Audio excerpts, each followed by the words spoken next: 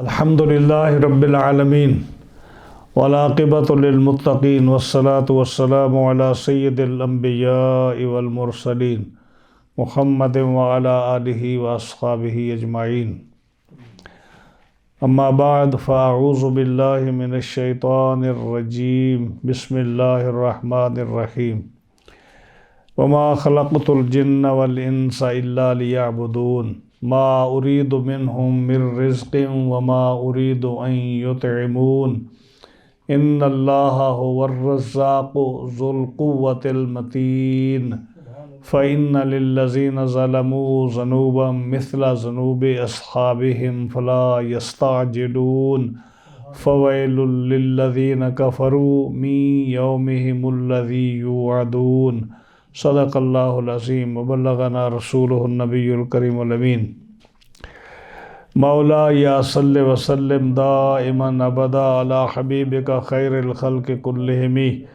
فإن من جودک الدنیا ودرتها ومن علومک علم اللوح والقلم هو الحبیب الذی ترجى شفاعته لكل حول من الاحوال مقتحم فاق النبیین فی خلق وفی خلق ولم یدانوه فی علم ولا کرم دامت دعته النصارى فی نبیہم واحکم بما شئت مدحا فی واحتکم محمد سید الکونین والثقلین والفریقین من عرب ومن عجم فمبلغ العلم فیہ انہ بشر وانہ خیر خلق اللہ کلہم جاءت لدعوته الاشجار ساجدة تمشي إليه على ساق بلا قدم يا رب بالمصطفى بلغ مقاصدنا واغفر لنا ما مضى يا واسع الكرم فاغفر لناشدها واغفر لقارئها سألتك الخير يا ذا الجود والكرم مولاي يا صل وسلم دائما أبدا على حبيبك خير الخلق كلهم معززین حاضرین و سامعین کرام، آج ہم نے سورۃ الزاریات جو ہے اس کی آخری 5 آیات کریمہ تلاوت کی ہیں۔ آیت نمبر 56، 57، 58، 59 اور 60۔ تو انشاءاللہ العزیز آج ان 5 آیات کریمہ کا ترجمہ اور تفسیر عرض کریں گے۔ تو آج یہ صورت جو ہے یہ مکمل ہو جائے گی، اور یہ رمضان شریف سے پہلے یہ آخری درس ہوگا۔ اب اگلا درس انشاءاللہ جو ہے سورۃ والطور کا جو سورۃ 52 ہے وہ انشاءاللہ العزیز رمضان شریف کے بعد اگر زندگی رہی تو انشاءاللہ اس کا درس شروع کریں گے۔ اللہ تعالی حق بیان کرنے کی توفیق عطا فرمائے، مجھے اور آپ کو اس پر عمل کی توفیق بخشے۔ یہ آیت نمبر جو 56 ہے، اللہ جل شانہ ارشاد فرماتا ہے وَمَا خَلَقْتُ الْجِنَّ وَالْإِنسَ إِلَّا لِيَعْبُدُونَ، اور میں نے جن اور آدمی کو اس لیے بنائے، میں نے آدمی اور جن اس لیے بنائے کہ میری بندگی کرے۔ یعنی فرمایا میں نے جن اور آدمی اس لیے بنائے کہ میری بندگی کرے۔ میں ان سے کچھ رزق نہیں مانگتا، اس لیے پیدا نہیں کیا کہ مجھے رزق دو، میں ان سے کچھ رزق نہیں مانگتا، اور نہ یہ چاہتا ہوں کہ وہ مجھے کھانا دیں۔ وما اريد ان يطعمون، میں یہ بھی نہیں چاہتا کہ مجھے کھانا دے۔ ان اللہ هو الرزاق ذو القوة المتین، بے شک اللہ ہی بڑا رزاق ہے، رزق دینے والا ہے اور قوت والا اور قدرت والا ہے۔ فإن للذین ظلموا ذنوبا مثل ذنوبہم، تو بے شک ان ظالموں کے لیے عذاب کی ایک باری ہے جیسے ان کے ساتھ والوں کے لیے ایک باری تھی۔ یعنی جیسے پہلے لوگوں کی باری عذاب کی آئی، وہ عذاب بھگت چکے، اب ان کی باری ہے۔ فلا یستعجلون، تو مجھ سے جلدی نہ کرے۔ یہ کہتے ہیں نا کہ اگر ہے تو پھر عذاب لاتے کیوں نہیں؟ تو یہ جو عذاب مانگتے ہیں نا، فلا یستعجلون، ان کو جلدی نہیں کرنی چاہیے، عذاب تو ان کو آئے گا، جلدی کس بات کی؟ فویل للذین کفروا من یومہم الذی یوعدون، تو کافروں کی خرابی ہے ان کے اس دن سے جس دن کا وعدہ دیے جاتے ہیں، یعنی جس دن ہم نے وعدہ دیا نا کہ تمہیں عذاب آئے گا، اور ہمارے وعدے پر عذاب ضرور آ جائے گا، تو وہ دن تمہارے لیے، کفار کے لیے خرابی کا دن ہے۔ تو یہ تھی 5 آیات کریمہ، اب انشاءاللہ ان کی تفسیر عرض کرتے ہیں۔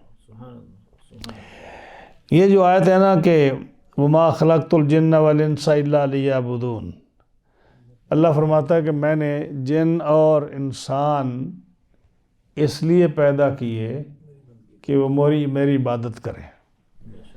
تو اس پر مفسرین نے بڑی بحث کی ہے، بہت بہت خوبصورت بحثیں، مفسرین نے بڑے لمبے چوڑے اس پر سوال جواب، اور جتنی یہ آیت سادی لگتی ہے نا اتنے اس پر سوال جواب ہوئے ہیں۔ یعنی اس کا ظاہری مفہوم تو یہ ہے کہ اللہ تعالیٰ نے جن اور انسانوں کو عبادت کے لیے پیدا کیا ہے۔ اب قرآن مجید میں یہ بھی آتا ہے وَإِن مِّن شَيْءٍ إِلَّا يُسَبِّحُ بِحَمْدِهِ وَلَٰكِن لَّا تَفْقَهُونَ تَسْبِيحَهُمْ، کہ کوئی بھی شے ایسی نہیں مخلوق میں جو اللہ کی عبادت اور تسبیح نہ کرتی ہو، لیکن تم ان کی تسبیح کو سمجھتے نہیں ہو۔ قرآن کی یہ آیت فرما رہی ہے کہ ہم نے جنوں اور انسانوں کو صرف جنوں اور انسانوں کو عبادت کے لیے پیدا کیا ہے۔ وہ آیت کہتی ہے کہ کائنات کی کوئی چیز بھی ایسی نہیں جو اللہ کی تسبیح بیان نہ کرتی ہو، تو ان کے درمیان مطابقت کیسے ہوگی؟ ہاں جی، اور اس پر جو ہے میں یہ عرض کروں کہ اللہ کی مخلوق کی کئی قسمیں ہیں، آپ گن نہیں سکتے، اللہ کی مخلوق گن نہیں سکتے آپ، یعنی پرندوں کی کتنی قسمیں ہیں، درندوں کی کتنی قسمیں ہیں، چرندوں کی کتنی قسمیں ہیں، سمندر کے جانوروں کی کتنی قسمیں ہیں، فرشتے کتنے ہیں، آسمان اور زمین، ساتھ آسمان اور زمینیں ہیں، پھر عرش ہے، کرسی ہے، بادل ہے، ہوا ہے، کھیتی ہے، یہاں تک کہ جو درخت ہیں یہ بھی اللہ کی تسبیح بیان کرتے ہیں۔ ان کے بارے میں آتا ہے کہ ان پر کلاڑا تب چلتا ہے جب یہ تسبیح ان کی رک جاتی ہے، جب تک یہ تسبیح کرتے رہیں ان کو کوئی کاٹ نہیں سکتا، تو تب کاٹتے ہیں جب ان کی تسبیح رک جاتی ہے۔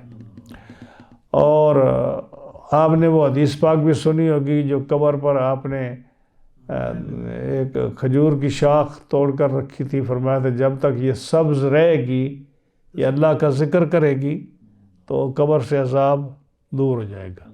تو اس کا مطلب یہ ہے کہ جتنی بھی چیزیں ہیں، درخت تر جو ہے، سبزہ جو ہے، یہ پھول وغیرہ، یہ جتنے بھی تر سبزہ وغیرہ کی چیزیں ہیں، یہ ساری تسبیح بیان کرتی ہیں۔ ادھر اللہ فرماتا ہے کہ ہم نے جنوں اور انسانوں کو صرف عبادت کے لیے پیدا کیا ہے۔ تو آج ہم آپ کو وضاحت کرتے ہیں آپ کو اس پر بڑی علماء نے بحث کی ہے، بہت خوبصورت بحث کی ہے، لیکن میں آسان لفظوں میں آپ کو سمجھاتا ہوں کہ رب تعالیٰ جل شانہ نے فرشتے پیدا فرمائے، ان کا ذکر اس میں نہیں ہے کہ ان کو عبادت کے لیے پیدا کیا، حالانکہ وہ عبادت ہی کرتے ہیں، اور تو کام ان کا ہے نہیں، نہ کھاتے ہیں، نہ پیتے ہیں، نہ سوتے ہیں، نہ ان میں کوئی میل ہے، نہ فیمیل ہے، تو ان کا کام ہی صرف عبادت ہے۔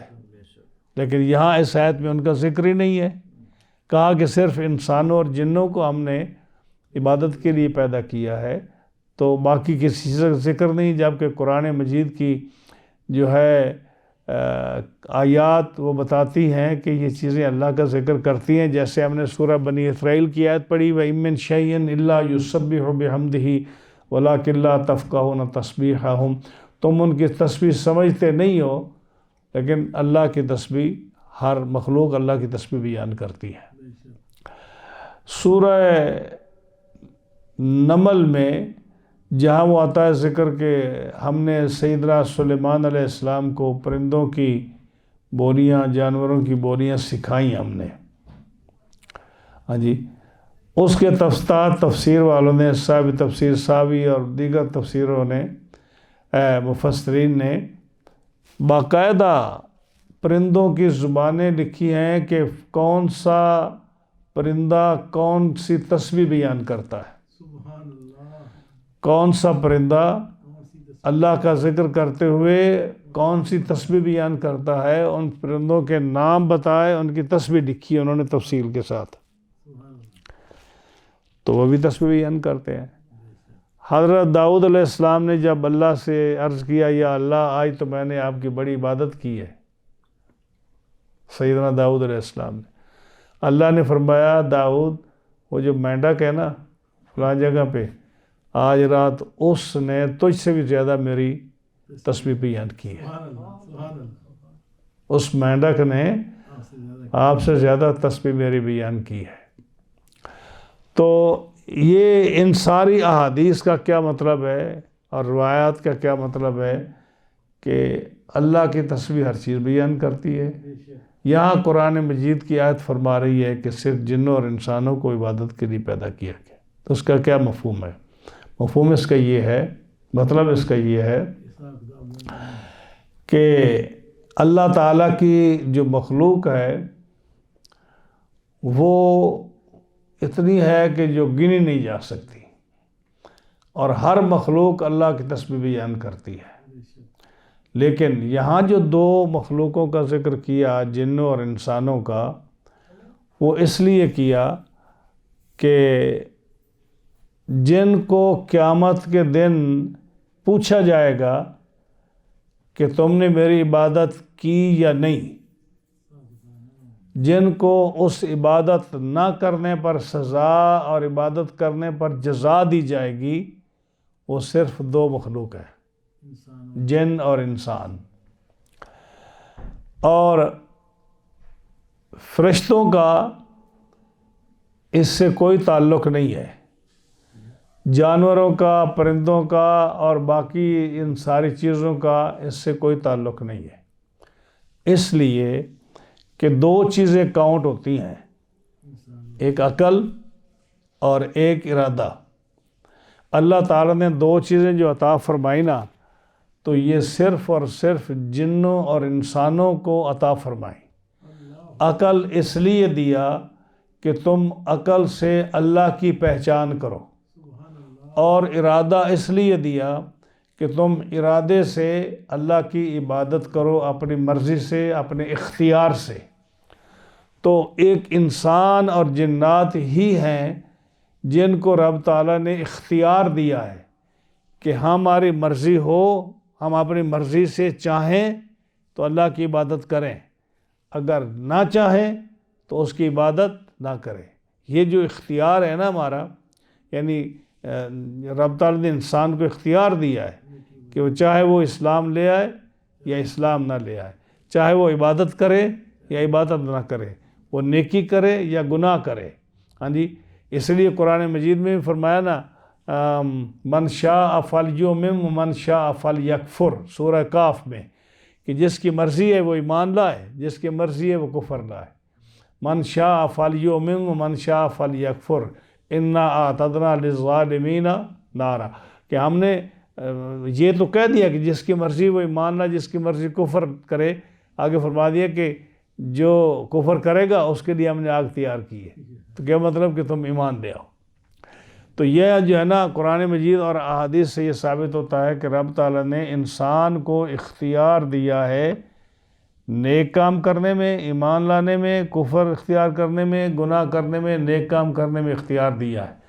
اور اسی پر قیامت کے دن اس کو ثواب بھی ملے گا اور عذاب بھی ہوگا. یہ فرشتوں کے لیے بھی نہیں ہے، کیوں کہ فرشتوں کے اندر جو ہے ابتلا نہیں، ان کے اندر امتحان نہیں ہے کہ وہ عبادت کریں تو ان کو کیا ہوگا، نہ کریں تو ان کو، ان کی عبادت جو ہے نا، یہ جانوروں کی اور ان ساری مخلوق کی عبادت جو ہے نا، یہ اضطراری عبادت ہے. اضطراری عبادت کا مطلب یہ ہے کہ ان کو پیدا ہی اسی طرح کیا گیا ہے کہ وہ آٹومیٹکلی اللہ کی تسبیح بیان کر رہے ہیں، آٹومیٹکلی وہ ہر وقت اللہ کی تسبیح بیان کرتے رہتے ہیں۔ ان کے اندر نہ ارادہ ہے نہ ان کے اندر عقل ہے۔ یعنی یہ جو جانور جتنے ہیں، گائے، بھینس، بکری وغیرہ اور بطخ، طوطا وغیرہ، یہ جتنے بھی جانور ہیں، پرندے ہیں، مچھلیاں ہیں، یہ اللہ کا ذکر تو کرتی ہیں لیکن ان کے اندر عقل نہیں ہے۔ جس طرح انسان کے اندر عقل ہے کہ رب کو پہچانے، نہ ان کے اندر ارادہ ہے کہ اپنے ارادے سے یہ جب چاہیں اللہ کی عبادت کریں، جب چاہیں وہ اللہ کی عبادت نہ کریں، بلکہ ان کو پیدا ہی اسی طرح کیا گیا ہے کہ ہر وقت جو ہے نا، جب بھی یہ بولتی ہیں تو اللہ کی تسبیح بیان کرتی ہیں اور یہ عبادت ان کی سمجھی جاتی ہے۔ فرشتوں کو پیدا ہی اسی طریقے سے کیا گیا ہے کہ وہ گناہ کر ہی نہیں سکتے۔ لا یعصون اللہ ما امرہم ویفعلون ما یؤمرون۔ اللہ فرماتا ہے کہ فرشتے گناہ کر ہی نہیں سکتے، وہ اللہ کی نافرمانی نہیں کر سکتے، تو ان کے اندر امتحان بھی نہیں ہے، ابتلا بھی نہیں ہے، یعنی ان کے اندر امتحان اس چیز کا نہیں ہے، تو اس لیے ان کا بھی ذکر نہیں کیا کہ ان کے اندر وہ چیزیں نہیں ہیں، نہ کھانا ہے، نہ پینا ہے، نہ سونا ہے، نہ ان کا جاگنے کا، نہ میل فیمیل، نہ کوئی دنیا کا کام۔ ان کا صرف ایک کام ہے کہ جس طرح سے وہ پیدا کیے گئے ہیں وہ کنٹینیو اسی بات پر کھڑے ہیں۔ ان کے اندر وہ امتحان، عقل، سوچ، ارادہ وہ نہیں ہے۔ جانوروں کے اندر بھی ارادہ اور عقل نہیں ہے، اس لیے اگر عقل اور شعور اور سمجھ اور ارادہ جو دیا ہے وہ کس کو دیا ہے؟ جنوں کو اور انسانوں کو۔ تو اس لیے فرمایا قیامت کے دن جو حساب کتاب ہوگا، جو پوچھا جائے گا، تو صرف انسان اور جن سے پوچھا جائے گا۔ آپ نے کہیں سنا پڑا ہوگا کہ جانور جو ہیں قیامت کے دن ان کا بھی حساب ہوگا۔ ان کا حساب کیا ہوگا کہ جس بکری نے دوسری بکری کو مارا ہے اس کے سینگ تھے، قیامت کے دن جس کو مار پڑی ہے اس بکری کو وہ سینگ دیے جائیں گے اور کہا جائے گا تو اپنا بدلہ لے لے اس سے۔ اور جب یہ حساب کتاب ہو جائے گا تو یہ ساری یہ چیزیں مٹی ہو جائیں گی۔ جب مٹی ہو جائیں گی تو اس کا مطلب یہ ہے کہ ان سے حساب کتاب نہیں ہے۔ تو حساب کتاب جو ہے قیامت کے دن صرف انسانوں اور جنات سے ہے، اور انہی کو عقل بھی دیا، انہی کو ارادہ بھی دیا۔ عقل اس لیے دیا کہ یہ اللہ کی پہچان کریں انسان اور جنات، اور ارادہ اس لیے دیا کہ اپنے ارادے سے، اختیار سے یہ عبادت کریں۔ اور جو جانور ہیں یہ اضطراری مجبوراً، یعنی جس طرز پر ان کو پیدا کیا گیا ہے وہ ان کا اپنا اختیار نہیں ہے، تو وہ جب بولتے ہیں تو عبادت ہی ہوتی ہے ان کی۔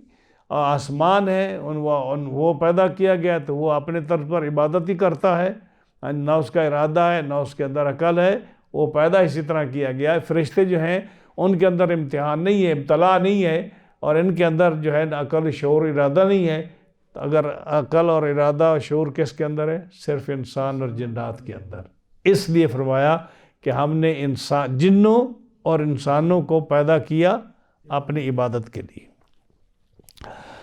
اب یہاں جو ہے ایک سوال تو یہ پیدا ہوتا ہے کہ جن کا ذکر پہلے کیوں ذکر کیا، حالانکہ انسان اشرف المخلوقات ہے۔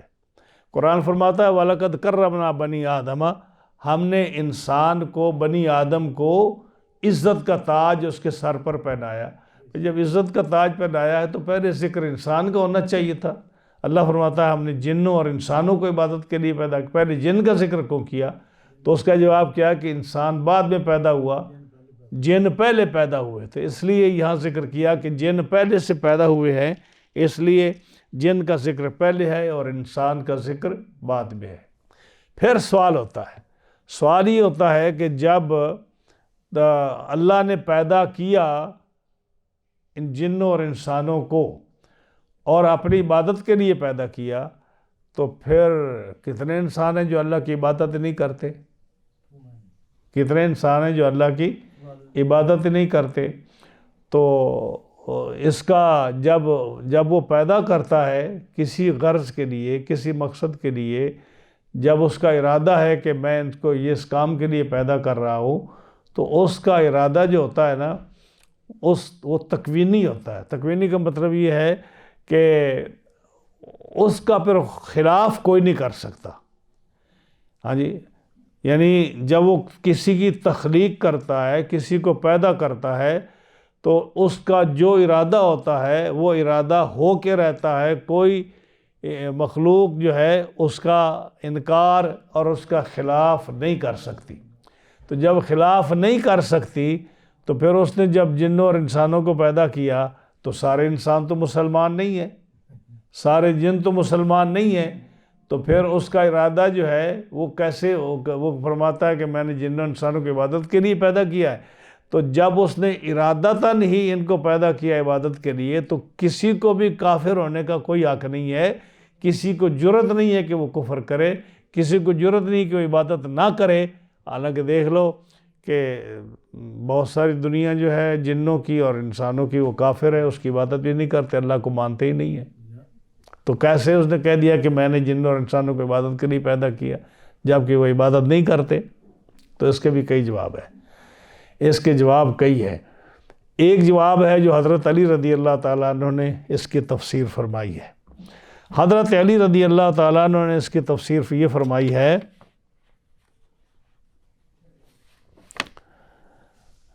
آپ نے فرمایا کہ اس کا مطلب یہ ہے کہ اللہ تعالیٰ نے انسانوں اور جنوں کو اس صورت میں، اس شیپ میں پیدا کیا ہے کہ اگر وہ چاہیں تو عبادت کر سکیں. اللہ تعالیٰ نے جنوں اور انسانوں کو اس شیپ میں، اس شکل میں، اس صورت میں پیدا کیا ہے کہ اگر وہ چاہیں، جن اور انسان چاہیں تو وہ عبادت کر سکتے ہیں، یعنی اپنے اختیار کے ساتھ. یہ حضرت علی رضی اللہ تعالیٰ عنہ نے اس آیت کی یہ تفسیر فرمائی ہے. اور دیگر جو ہے مفسرین، ان میں سے حضرت عبداللہ بن عباس رضی اللہ تعالی عنہما، آپ نے بھی اس کی تفسیر فرمائی ہے. آپ نے فرمایا کہ اللہ نے فرمایا کہ میں نے جنوں اور انسانوں کو اس لیے پیدا کیا کہ وہ خوش ہو کر یا مجبوراً اللہ کی عبادت کریں. خوش ہو کر یا مجبور ہو کر صرف اللہ کی عبادت کریں. کیسے کہ جیسے اس کی کئی مثالیں دی ہیں. آپ لوگ مسلمان ہیں، آپ ہر وقت جو ہے یہ کوشش کرتے ہیں کہ اللہ تعالیٰ کے احکامات کو مانا جائے، اور آپ مانتے ہیں، نماز پڑھتے ہیں، کلمہ پڑھتے ہیں، قرآن مجید پڑھتے ہیں. جو مسلمان جو ہے اطاعت کرنے والے، وہ کلمہ پڑھتے ہیں، اللہ کی عبادت کرتے ہیں. اب یہ جو فرمایا کہ وہ خوشی اور ناخوشی وہ اللہ کی عبادت کریں اور اس کو مانیں، تو مسلمان جو ہیں، نیک مسلمان، وہ تو بخوشی اللہ کی عبادت کرتے ہیں، اس کا نام لیتے ہیں، اس کو مانتے ہیں. کافر کیسے مانتے ہیں؟ وہ مجبوراً بھی مانتے ہیں. آپ نے واقعہ سنا ہوگا کہ جب اکرمہ کشتی میں سوار ہوا، یا جب فرعون سمندر میں غرق ہونے لگا، پچھلا درس جو تھا، تو فیضا راکبو فی الفلک، جب وہ کشتی میں سوار ہوتے ہیں سمندر میں اور وہ ڈوبنے لگتی ہے، دعوا اللہ مخلصین لہ الدین، اس وقت سارے خدا ان کو بھول جاتے ہیں اور اس اللہ واحد قہار لا شریک جو ہے اس کو پکارتے ہیں نا. یہ ہم نے سنا ہوا کئی دفعہ. تو اس کا کیا مطلب ہے کہ مومن خوشی سے اللہ کو پکارتا ہے، کافر جو ہے نا وہ بھی ایک وقت آتا ہے جب وہ مجبور ہو جاتا ہے تو وہ بھی پکارتا ہے. اسی طرح فرمایا سورہ یونس میں غالباً ہے، وَإِذَا مَسَّ الْإِنسَانَ الضُّرُّ دَعَانَا لِجَنبِهِ قَاعِدًا أَوْ قَائِمًا، کہ جب انسان مجبور ہو جاتا ہے، بیمار ہو جاتا ہے، پریشان ہو جاتا ہے، تو جب پہلو بدلتا ہے، اٹھتا ہے، بیٹھتا ہے، ہائے اللہ، او اللہ، یا اللہ. یعنی وہ مجبور بھی جب نہیں بھی مانتا، کبھی ہمارا نام نہیں اس نے صحت میں لیا، تندرستی میں لیا، لیکن جب اس کو تکلیف پہنچتی ہے تو پھر ہمیں اٹھتے بیٹھتے چلتے پھرتے پھر ہماری یاد کرتا ہے. یا آپ نے قرآن مجید کی کئی آیات سنی ہوگی کہ اگر تم کافروں سے پوچھو وَلَئِن سَأَلْتَهُمْ من خلق السماوات والارض، اگر کافروں سے پوچھو کہ آسمانوں اور زمینوں کو کس نے پیدا کیا، لَيَقُولَنَّ اللَّهُ، تو کیا کہیں گے کہ اس کو اللہ نے پیدا کیا۔ یہ قرآن مجید کی آیات ہیں۔ فرمایا وَلَئِن سَأَلْتَهُمْ مَنْ خَلَقَهُمْ، جب تم پوچھو ان سے کہ ان کو کس نے پیدا کیا، تو سورہ زخرف میں آتا ہے، کہیں گے لَيَقُولَنَّ اللَّهُ، کہ اللہ نے پیدا کیا۔ تو جس صاحب نے یہ کہا کہ یہ انسان جو ہے کفر کرتے ہیں، تو میں کفر تو یہ کرتے ہیں لیکن خوشی سے یا مجبوراً، وہ دل سے وہ کہتے ہیں کہ اللہ وہی ہے، مانے یا نہ مانے۔ ایک تو یہ جواب ہے۔ دوسرا جواب یہ ہے کہ اللہ کے ماننے کی کئی قسمیں ہیں۔ ایک تو یہ ہے کہ آپ لوگ تو جو مسلمان ہیں، نیک لوگ ہیں، وہ تو تسبیح پڑھتے ہیں، تحلیل کرتے ہیں، اللہ کا ذکر کرتے ہیں، اس کی بات کو مانتے ہیں۔ جی اگر عمل نہ بھی ہو سکے تو زبان سے انکار نہیں کرتے، توبہ کرتے، استغفار کرتے ہیں، اللہ کو مانتے ہیں۔ کافر کیسے مانتے ہیں؟ کافر ایسے مانتے ہیں کہ جیسے اب انسان ہے، مومن ہو یا کافر ہو، ان کے اندر معدہ ہے، جسم کے اندر معدہ ہے۔ معدے کا کیا کام ہے؟ کھانے کو ہضم کرنا۔ مسلمان کا معدہ بھی اس کو ایکسیپٹ کر رہا ہے جو اللہ نے نظام بنایا ہے، اور کافر کا معدہ بھی ایکسیپٹ کر رہا ہے۔ جگر کا کام کیا ہے؟ خون بنانا۔ جب خون بنانا جگر کا کام ہے، تو کیا کافر کا جو جگر ہے وہ کیا کہتا ہے کہ اے اللہ، جو تیرا بنایا ہوا نظام ہے میں اس کو نہیں مانتا، میں خون نہیں بناتا؟ تو یہ اللہ تعالیٰ کا مجبوراً اس کو منوا رہا ہے کہ مومن کا جگر بھی خون بنا رہا ہے، کافر کا جگر بھی خون بنا رہا ہے۔ مومن کا ہارٹ جو ہے وہ بھی پمپ کر رہا ہے خون کو جیسے اس کا نظام چاہتا ہے، اور کافر کا ہارٹ جو ہے وہ بھی خون کو پمپ کر رہا ہے۔ یعنی یہ اللہ تعالیٰ نے ایک نظام بنایا ہے کہ کافر بھی اس کا انکار نہیں کر سکتا، اور اس کے نظام کے تحت اس نے اس کو قبول کیا ہوا ہے۔ انسان کا مثانہ اور جو بڑی آنت ہے، اس کا کیا کام ہے کہ انسان کا فضلہ، پیشاب، پاخانہ جو ہے اس کو باہر پھینکے۔ تو اب وہ دیکھو ہضم کرنے کے بعد جو ہے انسان کی غذا جو ہے وہ باہر جا رہی ہے، جیسے مسلمان کی غذا جو ہے مثانہ اور بڑی آنت اس کو باہر پھینک رہی ہے، فضلے کو، کافر کی بھی اسی طرح پھینک رہی ہے۔ کافر کا بھی جو ہے بلڈ اسی طرح سرکولیٹ کر رہا ہے پورے جسم میں، مومن کا بھی کر رہا ہے۔ تو فرمایا کہ یہ کافر بھی اللہ کو مانتا ہے کہ اس کا نظام جو ہے، اور مسلمان بھی اللہ کو مانتا ہے۔ تو ایک تو یہ ترجمہ کی علماء نے بڑے اس کے جواب دیے، اور بعض حضرات نے اس کا یہ جواب دیا کہ جنات اور انسانوں میں ایک قرأت ہے، غالباً حضرت عبداللہ بن عباس کی قرأت ہے، وَمَا خَلَقْتُ الْجِنَّ وَالْإِنسَ مِنَ الْمُؤْمِنِينَ إِلَّا لِيَعْبُدُونَ۔ یعنی قرآن مجید کی جو ہے صحابہ کرام کے پاس جو اپنے قرآن مجید کے نسخے تھے، انہوں نے جیسے حضور صلی اللہ علیہ وسلم سے سنا، انہوں نے اس طرح اپنے پاس محفوظ رکھ لیا۔ حضرت عبداللہ بن مسعود کا جو نسخہ تھا قرآن کا، اس کے اندر دوسرے پہلے جو بعض صحابہ سے مختلف نسخہ ان کے پاس تھا۔ عبداللہ بن عباس کے پاس جو تھا وہ مختلف تھا، تھوڑا بہت اس میں فرق تھا۔ یہ جو قرتیں مختلف ہوتی ہیں نا، زبر زیر پیش کی یا جملے کی ایک آدھ سینٹنس کی کم اور بیش، یہ صحابہ کے پاس تھا۔ اب جو حضرت عبداللہ بن عباس رضی اللہ تعالیٰ عنہما کا جو قرأت ہے، اس میں کیا ہے؟ وَمَا خَلَقْتُ الْجِنَّ وَالْإِنسَ مِنَ الْمُؤْمِنِينَ إِلَّا لِيَعْبُدُونَ۔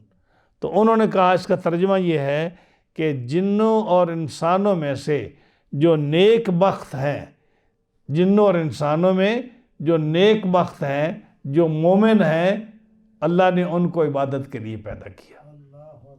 جو نیک بخت ہیں ان کو اللہ نے عبادت کے لیے پیدا کیا، اور جو نیک بخت نہیں ہیں، جو بدبخت ہیں، ان کو رب تعالیٰ نے عبادت کے لیے پیدا نہیں کیا، بلکہ ان کے لیے قیامت کے دن ان کا حساب کتاب ہوگا اور وہ اس پر اپنی سزا بھگتے رہیں گے۔ اگر یہ معنی ہو تو پھر تو جو ہے نا مسئلہ ہی واضح ہوگا، کوئی اعتراض آتا ہی نہیں ہے۔ دوسرا یہ آیت قرآن مجید کی آیت میں آتی ہے، یہ سورہ اعراف کی 179 آیت ہے، وَلَقَدْ ذَرَأْنَا لِجَهَنَّمَ كَثِيرًا مِنَ الْجِنِّ وَالْإِنسِ اللہ فرماتا ہے کہ ہم نے بہت سارے انسان اور بہت سارے جن ہم نے دوزخ کے لیے پیدا کیے۔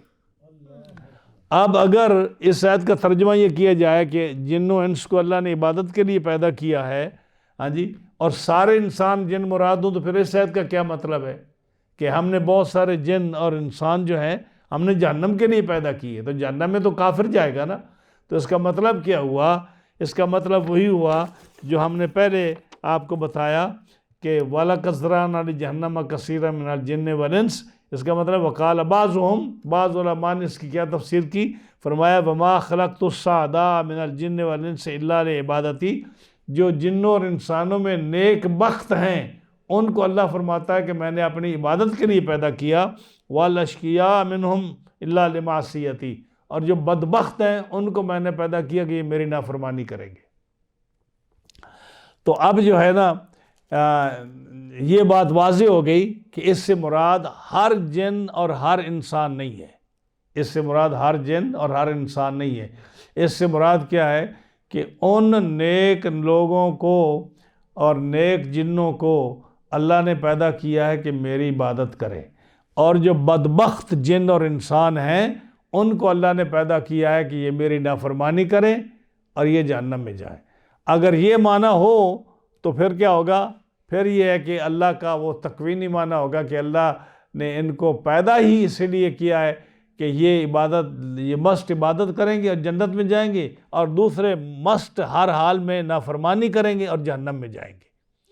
ہاں جی، لیکن جو پہلے اگر من المومنین اور سادہ کا لفظ درمیان میں نہ لایا جائے تو پھر ترجمہ اس کا کیا ہوگا کہ ہم نے جنوں اور انسانوں کو جو پیدا کیا ہے تو اپنی عبادت کے لیے پیدا کیا، تو اس کا مطلب یہ ہوگا کہ جنوں اور انسانوں کو جن کو عقل اور ارادہ دیا ہے ان کو پیدا کیا کہ وہ اللہ کی تابعداری کریں۔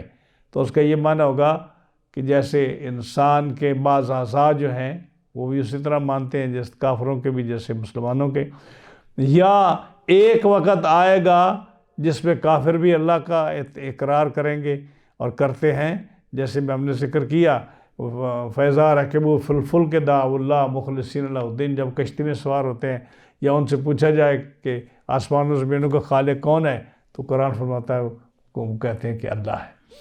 یا اگر لوگوں کے سامنے اقرار نہیں کرتے، اندر جا کر تو کہتے ہیں کہ خالق تو وہ اللہ ہے۔ یا فرعون ڈوبتے ہوئے دیکھو اس نے کیا، قرآن مجید کہتا ہے کہ جب ڈوبنے لگا تو اس نے کہا میں بنی اسرائیل کے رب پر ایمان لایا۔ تو کافر جو ہر حال میں اس کی بات مانتا ہے۔ اب جو ہے ایک ترجمہ اس کا یہ بھی ہے کہ اللہ تعالیٰ نے بے شمار مخلوق پیدا فرمائی، اللہ تعالیٰ نے بے شمار مخلوق پیدا فرمائی۔ یہ بھی بات قابل غور ہے، سننے کی ہے۔ اللہ تعالیٰ نے بے شمار مخلوق پیدا فرمائی، لیکن ان تمام مخلوقوں میں دو مخلوقیں ایسی ہیں جن کو رب تعالیٰ نے عقل اور سمجھ اور ارادہ دیا۔ اب ان کو چاہیے یہ تھا کہ عقل رب نے اس لیے دیا کہ وہ اللہ کو پہچانے۔ عقل کس لیے دیا؟ کہ اللہ کو پہچانے۔ ارادہ کس لیے دیا؟ کہ وہ اللہ کی عبادت کرے۔ لیکن انسان جو ہے اس نے اپنے عقل کو کس طرف استعمال کیا؟ اس نے سائیکل بنائی، اس نے ریل گاڑی بنائی، اس نے بسیں بنائی، اس نے کمپیوٹر بنایا، اس نے ہوائی جہاز بنائے، اس نے فائٹر جیٹ بنائے، اور اس نے شٹل بنائی آسمانوں پر اور چاند پر اور مریخ پر جانے کے لیے، اور اس نے آئٹم بم بنائے جس سے وہ پوری دنیا کو تباہ کرے۔ اس نے ٹی وی بنایا کہ دنیا کے ایک کونے پہ آدمی بولے اور یہاں آپ اس کی بات بھی سنیں اور اس کی شکل بھی دیکھیں۔ اس نے فون بنایا کہ آپ دنیا کے دوسرے کونے میں فون کریں، اسی وقت آپ کی شکل و صورت بھی سامنے آ جائے اور اس کے آپ کے سامنے بھی آ جائے۔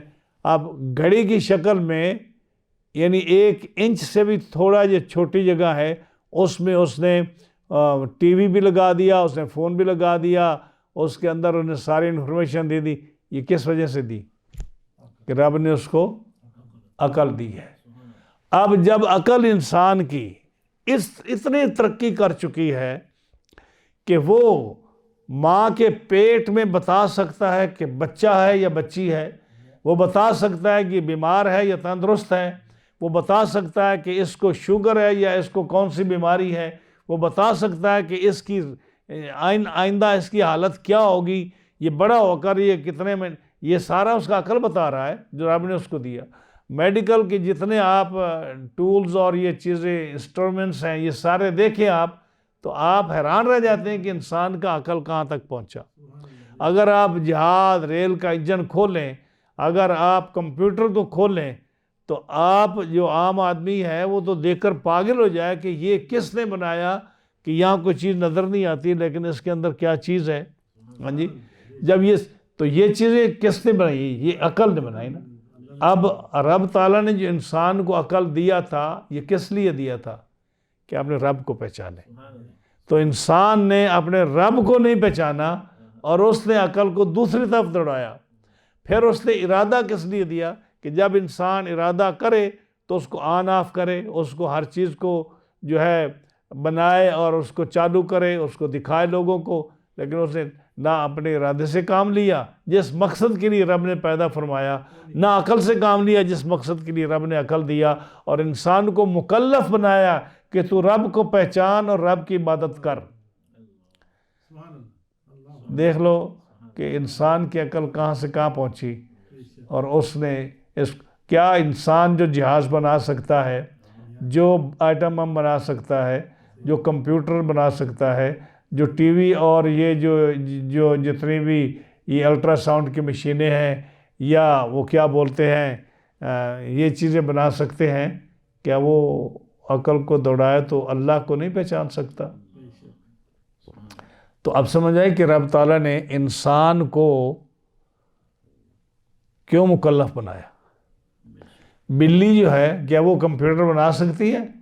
شیر طاقتور ہے، وہ کمپیوٹر بنا سکتا ہے؟ ریچھ بڑے طاقت والا ہے، بھینسا بہت طاقت والا ہے، یہ جو جتنے بھی بڑے بڑے جانور جنگل میں ہیں، کیا یہ چیزیں جو ہیں ٹیکنالوجی یہ کر سکتے ہیں؟ تو یہ اس لیے نہیں کر سکتے کہ ان کے اندر عقل اور ارادہ نہیں ہے۔ عقل اور ارادہ صرف انسان اور جن میں ہے، اس لیے فرمایا کہ ہم نے جن اور انسان کو اپنی عبادت کے لیے پیدا کیا تھا، لیکن یہ عقل اور یہ دوسری طرف دوڑا رہا ہے۔ اگر کتنے خوبصورت لوگ ہیں دیکھنے میں، رنگ کیسا خوبصورت ہے، شکلیں کیسی خوبصورت ہیں، تعلیم کتنی اچھی ہے، ان کی اخلاق بھی بعض لوگوں کے دیکھو کہ کتنے اچھے ہیں، کتنی گفتگو اچھی ہے، دل کتنا اچھا ہے کہ جو تھوڑے سے ظلم پر بھی رو پڑتے ہیں اور کوشش کرنے کے لیے، اور پھر اتنی چیزیں بناتے ہیں لوگوں کی سہولت کے لیے، بچوں کو آرام سے رکھنے کے لیے، مخلوق پر ظلم نہ ہو، آج اچھی اچھی باتیں بنا، لیکن عقل کو اس طرف دوڑاتے ہیں، اور جس کے لیے رب نے پیدا فرمایا ہے عقل کو اس طرف نہیں دوڑاتے۔ تو رب کیا فرماتا ہے کہ میں نے تو ان کو پیدا کیا تھا کہ میری عبادت کریں، مجھے پہچانیں۔ ہاں جی، مجاہد نے کیا کہا؟ یہ تو ہم نے حضرت علی کی تفسیر آپ کے سامنے بیان کی نا۔ ہاں جی، حضرت علی کی تفسیر بیان کی ہم نے کہ میں نے جن اور انسان کو نہیں پیدا کیا مگر صرف اس لیے کہ ان کو اپنی عبادت کا حکم دوں۔ ہمیں انسان اور جنوں کو اس لیے پیدا فرمایا کہ میں ان کو اپنی عبادت کا حکم دوں، آگے وہ جو ہے نا عبادت کریں یا نہ کریں، تو اسی کا پھر قیامت کے دن حساب کتاب ہوگا نا، کہ میرے حکم کو نہیں مانا تو ان کو سزا دیں گا، اور اگر حکم کو مانا تو ان کو جزا دوں گا۔ یہ حضرت علی کی تفسیر ہے۔ مجاہد نے کیا کہا؟ مجاہد نے اس کی تفسیر یہ کی کہ رب فرماتا ہے کہ میں نے جنوں اور انسانوں کو پیدا کیا، اور اس لیے پیدا کیا کہ وہ مجھے پہچانے، مجھے پہچانے۔ ہاں جی، لیکن اتنا عقل لوگوں کو دیا، جنوں کو دیا، یہ شرارتیں کرتے ہیں، فتنے پھیلاتے ہیں، لیکن اللہ کو کوئی نہیں پہچانتا۔ تو باقی مخلوق جو ہے اس کے اندر وہ چیزیں غیر اختیاری ہیں، ان کو اختیار نہیں ہے۔ ہاں جی، آپ یہ جتنے بھی جانور ہیں ان کے اندر کتنی طاقت ہے، لیکن ان کے اندر وہ اختیار نہیں ہے کہ انہوں نے نماز پڑھنی ہے، انہوں نے وضو کرنا ہے، انہوں نے کیا کرنا ہے۔ ان کو اس ڈگر پر پیدا کیا گیا ہے کہ جس طرح وہ اللہ کی عبادت کریں، کھائیں، حرام پئیں، جو بھی ان کے لیے نہ حرام ہے نہ حلال ہے، ان کے ایک اپنا طریقہ ہے مخلوق کا. لیکن انسان کو اشرف المخلوقات بنایا اور جنوں کو طاقتور بنایا، تو جنوں کو اور انسانوں کو طاقت دی، اس لیے ان سے حساب کتاب ہوگا. اب ایک فرق اور ہے پھر جنوں اور انسانوں میں، کہ انسان جو ہے یہ جب اچھے عمل ہوں گے تو یہ جنت میں جائے گا، اور اگر کفر کرے گا تو یہ جہنم میں جائے گا. یہ انسان کی جزا اور سزا ہے. جنوں کی کیا ہے؟ حنفیوں کے نزدیک، حنفیوں کے امام ابو حنیفہ رحمۃ اللہ علیہ کا فتویٰ یہ ہے کہ جنوں کی سزا اور جزا یہ ہے کہ جن جو ہے اگر گناہ کرے گا، شرک کرے گا تو جہنم میں جائے گا، جن جہنم میں جائے گا. لیکن اس کی جزا کیا ہے نیکی کی؟ کہ جہنم میں نہیں جائے گا، جنت میں نہیں جائے گا. جن جنت میں نہیں جائے گا. جن کی جزا یہ ہے کہ اس کو دوزخ میں نہ بھیجا جائے، اور سزا یہ ہے کہ اس کو دوزخ میں بھیجا جائے. یہ جنات کے لیے ہے. اور جانوروں کے لیے کیا ہے کہ وہ مٹی ہو جائیں گے. لیکن جو انسان ہے اشرف المخلوقات ہے، جنوں سے بھی افضل ہے، تو انسان جو ہے یہ جنت میں بھی جائے گا، اور نافرمان ہوگا تو جہنم میں جائے گا. جن نافرمان جہنم میں جائے گا، اور جن جو فرما بردار ہے امام ابو حنیفہ کے نزدیک جو آپ نے فتویٰ دیا، اور آپ نے جو آپ کا مذہب ہے کہ جن جو ہے یہ جہنم سے آزاد ہوگا اور جنت میں نہیں جائے گا. بعض اماموں کے نزدیک جنت میں جائے گا، لیکن امام ابو حنیفہ کی میں بات کر رہا ہوں، آپ فرماتے ہیں کہ جنت میں نہیں جائے گا. سمجھ آئیے اس آیت کریمہ کی. آگے فرمایا ما ارید منہم من رزق وما ارید ان یطعمون، میں ان سے کچھ رزق نہیں مانگتا، کیونکہ میں نے ان کو پیدا کیا کس کے لیے؟ عبادت کے لیے، تاکہ مجھے پہچانے. سورہ طٰہٰ میں اللہ فرماتا ہے لا نسألک رزقا، ہم تجھ سے رزق نہیں مانگتے. نحن نرزقک، ہم تمہیں رزق دیں گے. لا نسألک رزقا، ہم تجھ سے رزق نہیں مانگتے. نحن نرزقک، ہم تمہیں رزق دیتے ہیں. ہاں جی. اور تمہارا کام کیا ہے کہ تم میری عبادت کرو. رزق کے لیے میں نے پیدا نہیں کیا کہ تم منہ اٹھا کر سارا دن رزق تلاش کرتے رہو اور میری عبادت نہ کرو. رزق دینا میرا کام ہے. وَمَا مِن دَابَّةٍ فِي الْأَرْضِ إِلَّا عَلَى اللَّهِ رِزْقُهَا وَيَعْلَمُ مُسْتَقَرَّهَا وَمُسْتَوْدَعَهَا كُلٌّ فِي كِتَابٍ مُبِينٍ. کتاب مبین، لوح محفوظ پر جو قلم نے جو لکھ دیا قسمت ہر ایک کی، اس میں تمہارا رزق لکھا جا چکا ہے. تمہارا رزق لکھا جا چکا ہے کہ تمہیں کتنا رزق ملے گا. اب تمہارا یہ کام نہیں ہے کہ تم منہ اٹھا کر سارا دن رزق تلاش کرو اور عبادت سے تم جو ہے دور بھاگو، بلکہ ما خلقت الجن والانس الا لیعبدون، تمہیں تو عبادت کے لیے پیدا کیا میں نے. اور ما ارید منہم من رزق، میں ان سے رزق نہیں مانگتا. وما ارید ان یطعمون، اور نہ میں چاہتا ہوں، نہ میں ارادہ کرتا ہوں کہ تم مجھے کھانا دو. ہاں جی. اللہ فرماتا ہے میں نہ تم سے رزق مانگتا ہوں اور نہ میں ارادہ کرتا ہوں کہ مجھے مخلوق جو ہے مجھے رزق دے.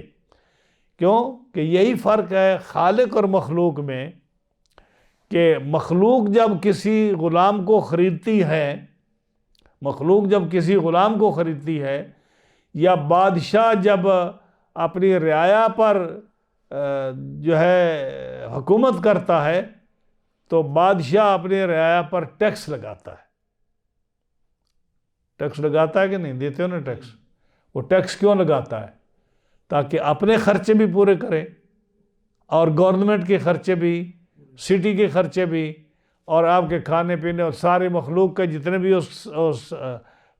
اس کے ارد گرد لوگ رہتے ہیں اس کے انڈر، ان کو وہ سہولت پہنچائے. لیکن تم سے ٹیکس لیتا ہے. ایک آدمی جو پرانے زمانے میں آپ نے سنا ہوگا کہ لوگ غلام خریدتے تھے، اور غلام خرید کر ان کو اپنی ملکیت بناتے تھے. جیسے مال ہوتا ہے نا، روپیہ پیسہ یا ڈنگر جیسے آپ کے قبضے میں ہیں، وہی انسانیت، انسان جو ہے غلام یہ بھی اپنے قبضے میں رکھتے تھے، اور ان سے کیا کام ہوتا تھا کہ وہ تا حیات غلام رہیں گے، اور آگے اگر اس نے اپنی کسی لونڈی کے ساتھ، آما کے ساتھ اگر اس نے غلام کی شادی کر دی تو جو بچے پیدا ہوں گے وہ بھی غلام رہیں گے، اور وہ غلام کیا کریں گے؟ ان کو بیچتے ہیں کہ کاروبار کرو، جا کر تجارت کرو، جاب کرو، اور جتنی انکم ہوگی وہ اس غلام کے پاس نہیں جائے گی، وہ کس کے پاس جائے گی؟ مالک کے پاس جائے گی۔ تو فرمایا کہ اللہ اور دو بادشاہوں میں اور امیر لوگوں میں جو غلاموں کو خریدتے ہیں، یہ فرق ہے کہ وہ غلاموں کو خریدتا ہے کہ اس سے جاب کرائے، اس سے بزنس کرائے، اور اس کی انکم کو خود استعمال کرے، کھائے پیے اور خرچ کرے اس کو۔ بادشاہ اپنی رعایا سے ٹیکس لیتا ہے اور پھر ان کو سہولت مقرر مہیا کرتا ہے اور ان کو کھلاتا پلاتا ہے۔ فرمایا میں ایسے نہیں کرتا، ما ارید منہم من رزق، میں کسی سے رزق نہیں مانگتا کہ مجھے تم کما کر دو، وما ارید ان یطعمون، اور نہ میں ارادہ کرتا ہوں کہ مجھے کوئی کھانا دے۔ کیوں؟ ان اللہ هو الرزاق، کہ رب جو ہے وہ بہت بڑا رزق دینے والا ہے۔ رزاق مبالغے کا صیغہ ہے، کیا مطلب؟ کہ وہ بہت رزق دینے والا ہے، بہت رزق دینے والا ہے۔ جب اتنا رزق دینے والا ہے کہ وہ جو پتھر کے اندر کیڑا ہے اس کو بھی رزق دیتا ہے، جو آگ کے اندر کیڑا ہے اس کو بھی رزق دیتا ہے، اور جو سمندر کی تہہ میں جانور ہے اس کو بھی رزق دیتا ہے۔ جب ہر چیز کو وہ رزق دیتا ہے، ماں کے پیٹ میں رزق دیتا ہے بغیر کسی قسم کے دیتا ہے۔ اگر بادشاہ کا ملازم جو ہیں، اگر بادشاہ نے 100 ملازم نوکر رکھا ہے، جیسے کنگز جو ہیں انہوں نے اپنے نوکر رکھے ہوئے ہیں نا، اور ان کو کس لیے رکھا ہے؟ کہ وہ میری خدمت کریں۔ جب وہ خدمت کرتے ہیں ان کو تنخواہ دیتا ہے۔ اگر کوئی خدمت نہ کرے، ہاں جی، کام چور ہو، تو پھر کیا ہوتا ہے؟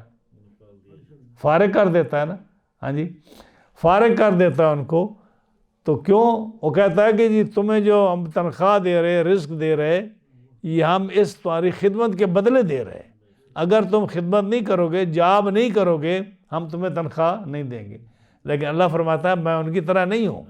اگر میں کسب پر رزق دیتا تو جو ماں کے پیٹ میں بچہ ہے وہ تو کوئی کام نہیں کرتا، ہم تو اس کو بھی رزق دیتے ہیں، ہاں جی۔ تو ماں کے پیٹ میں ہے ابھی وہ بچہ جو ہے، اس کا یعنی 4 مہینے کے بعد جب اس کے اندر روح پھونکا گیا تو وہ تو اس کو تو پتہ ہی نہیں کسی بات کا، لیکن اس کی طبیعت کے مطابق ہم نے اس کے رزق کا انتظام ماں کے پیٹ میں کر دیا۔ پھر جب وہ پیدا ہوتا ہے کوئی جاب جوب نہیں کرتا، اور پھر ہم نے اس کے رزق کا انتظام ماں کی چھاتیوں میں ہم نے کر دیا، جو اس کی غذا اس کو جو موافق اس کے ہو اس طرح کا دودھ ہم نے اس کو مہیا کر دیا قدرتی طور پر۔ ایک انسان کو نہیں، جانوروں کو دیکھیں آپ، جانوروں کو دیکھیں کہ ہم نے کیسے ان کو پالا ہے۔ کہ جانوروں کو آپ نے ٹی وی میں دیکھا ہوگا کہ جانور کا بچہ پیدا ہوتا ہے اور وہ گرتا پھرتا جب اٹھتا ہے تو سیدھا وہ ماں کے تھڑوں کی طرف منہ لے جاتا ہے۔ اس کو کس نے بتایا کہ یہاں دودھ ہے اور یہ میں نے پینا ہے تو پھر میں نے سروائیو کرنا ہے؟ تو فرمایا کہ ما ارید منہم من رزق، میں اپنی مخلوق سے رزق نہیں مانگتا، وما ارید ان یطعمون، اور نہ میرا یہ ارادہ ہے کہ تم مجھے کھانا دو، میں تو کھانے سے پاک ہوں، پینے سے پاک ہوں، تو میں تو رزق نہیں مانگتا تم سے۔ اب یہ پھر سوال ذہن میں آتا ہے کہ پھر زکوٰۃ کا حکم کیوں دیا کہ بھئی تم زکوٰۃ جو ہے دو، اور فقیر کے ہاتھ میں جو زکوٰۃ جاتی ہے وہ فقیر کے ہاتھ میں بعد میں جاتی ہے، پہلے اللہ کے ہاتھ میں جاتی ہے۔ تو جب زکوٰۃ کا پھر حکم کیوں دیتا ہے جب خود مانگتا دیتا نہیں ہے؟ تو ہاں جی، زکوٰۃ کیوں مانگتا ہے پھر؟ یا وہ حدیث پاک آتی ہے کہ قیامت کے دن اللہ فرمائے گا کہ میں نے میرے بندے، میں نے دنیا میں تم سے روٹی مانگی تھی تو نے نہیں دی، میں نے پانی مانگا تھا تو نے نہیں دیا، میں بیمار تھا تو میری بیمار پرسی کے لیے نہیں آیا۔ ہاں جی، یہ حدیث پاک ہے نا۔ تو اس کا کیا مطلب ہوا اگر وہ نہیں کھاتا یا نہیں مانگتا؟ تو تو میرے دوستو اس کا مطلب یہ ہے کہ وہ کہتا ہے کہ میں یہ اس لیے کہتا ہوں اور اس لیے یہ حکم دیا کہ میں دیکھوں کہ میرے حکم کو کون مانتا ہے. مجھے اس کی کھانے پینے کی ضرورت نہیں ہے، میں یہ دیکھتا ہوں کہ میرے حکم کو کون مانتا ہے اور میری نافرمانی کون کرتا ہے. میں اس لیے کرتا ہوں.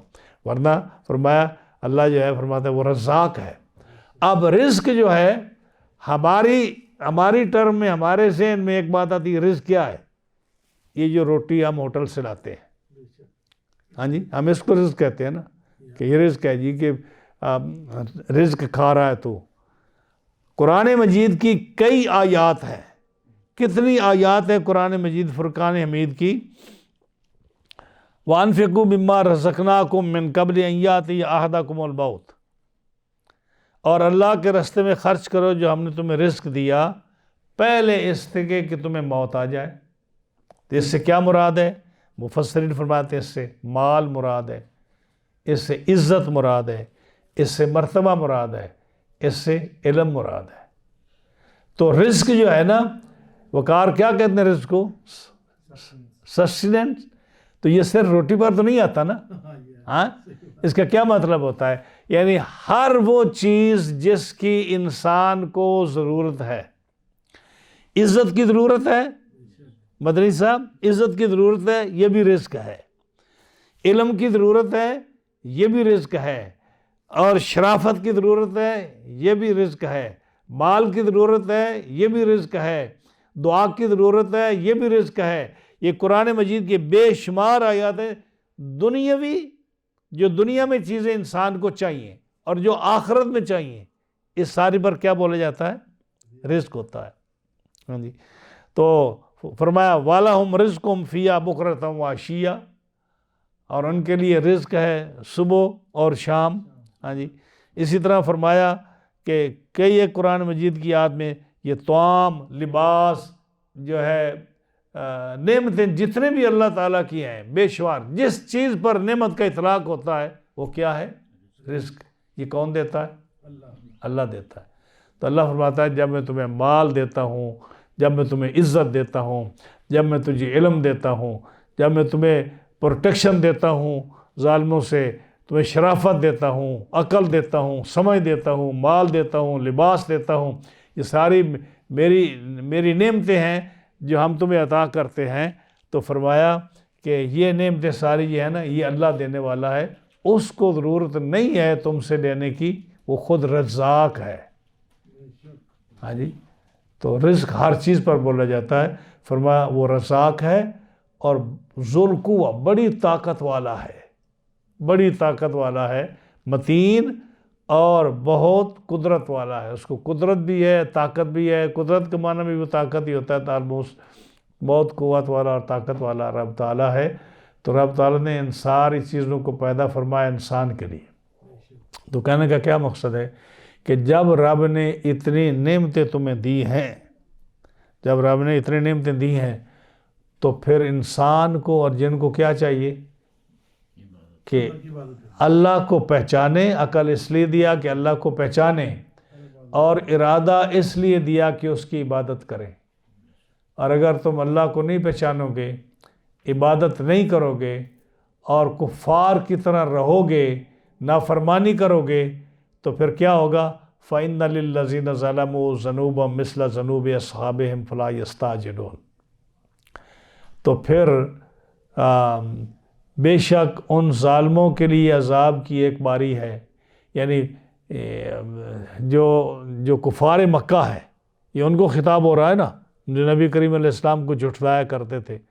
تو فرمایا رب تعالیٰ نے کہ یہ ظالم جو ہے نا، جو قریش کفار مکہ جتنے بھی ہیں، یہ حضور کی بات نہیں مانتے اور ان کو جادوگر، ساحر، مجنون کہتے ہیں، اور اللہ کو نہیں مانتے، قرآن کو نہیں مانتے، نبی کو نہیں مانتے، رسول کو نہیں مانتے، آخرت کو نہیں مانتے.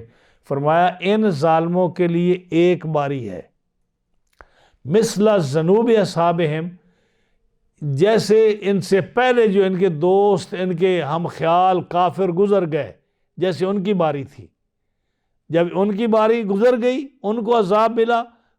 پچھلے رکوع میں سنا قوم نوح کو عذاب ملا، قوم صالح کو عذاب ملا، قوم سمود کو، قوم عاد کو عذاب ملا، قوم لوط کو عذاب ملا، ہاں جی، قوم شعیب کو، اصحاب مدین والوں کو عذاب ملا، ان سب کو عذاب ملا نا، تو ان کی عذاب کی باری ان کے وقت تھی جب انہوں نے نافرمانی کی.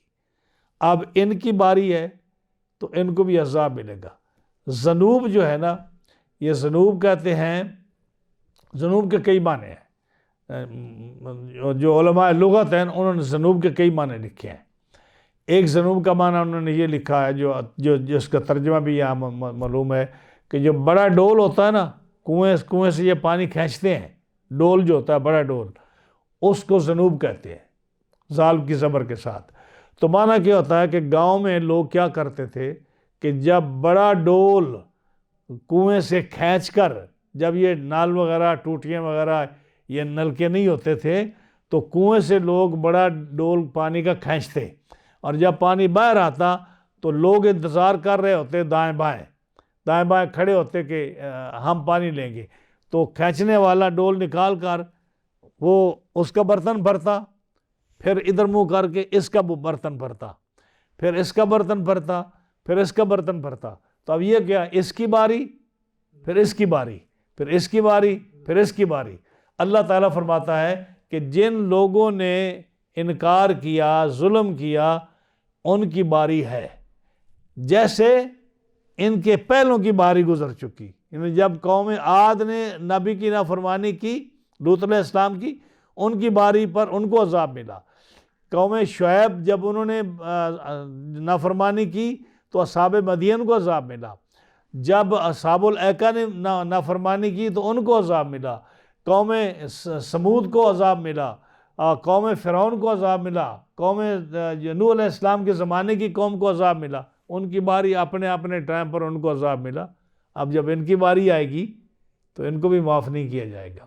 یہی فرمایا کہ جب اللہ کو نہیں مانو گے، فَإِنَّ لِلَّذِينَ ظَلَمُوا ذَنُوبًا مِثْلَ ذَنُوبِ أَصْحَابِهِمْ، بس ان لوگوں، ان ظالموں کے لیے عذاب کی ایک باری ہے جو کبھی نہیں ضائع نہیں ہوگی، ضرور ان کو عذاب ملے گا. مثل ذنوب اصحابہم، ان کے ساتھ والوں کے لیے بھی ایک باری تھی. فلا یستعجلون، تم مجھ سے جلدی نہ کرو. یعنی کافر کہتے تھے نا کہ اے نبی کریم صلی اللہ علیہ وسلم کو کہتے کہ تم جو ہے نا ہمیں ڈراتے رہتے ہو، تو کیوں نہیں تم عذاب کو لے آتے، ہم دیکھ ہی لیں ہر روز. فاتنا بما تعدنا ان کنت من الصادقین، فاتنا بما تعدنا، لے آؤ وہ عذاب جس کا تم ہم سے وعدہ کرتے ہو کہ تمہیں عذاب ملے گا، تم جہنم میں جاؤ گے، تمہیں جہنم کی سزا ملے گی، تم کو آخرت میں عذاب ملے گا، قبر کا عذاب ملے گا. فاتنا بما تعدنا، اے نبی صلی اللہ علیہ وسلم لے آؤ وہ عذاب جس کو تم ہم سے وعدہ کرتے ہو. تو اللہ فرماتا ہے اتنی جلدی نہ کرو. اتنی جلدی بھی کون سی ہے؟ فلا یستعجلون، تم مجھ سے اتنی جلدی عذاب نہ مانگو. کیوں؟ ان پہلوں کی باری گزر گئی، تمہاری باری بھی آئے گی. اور وہ باری کب ہے؟ فویل للذین کفروا من یومہم الذی یوعدون. تو کافروں کی خرابی ہے ان کے اس دن سے جس دن ان کا وعدہ عذاب کا کیا گیا ہے. اس دن جس دن عذاب آئے گا نا، اس دن ان کافروں کے لیے بڑا خراب دن ہوگا، بڑا ان کا سزا کا دن ہوگا، بڑی ان کی ذلت کا دن ہوگا. اور وہ کون سا دن ہے؟ 3 علماء نے، مفسرین نے 3 دن ذکر کیے. فرمایا یا تو اس سے مراد بدر کا دن ہے کہ جنگ بدر جب ہوئی تو جو ہے نبی کریم علیہ السلام نے فرمایا جب کفار آئے نا، 1000 کی تعداد میں 950 کے قریب کفار آئے.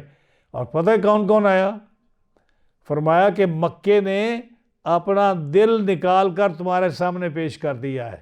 یعنی ابو جال جیسا آدمی آ گیا ہے، عتبہ جیسا آدمی آ گیا ہے، شیبہ جیسا آدمی آ گیا ہے.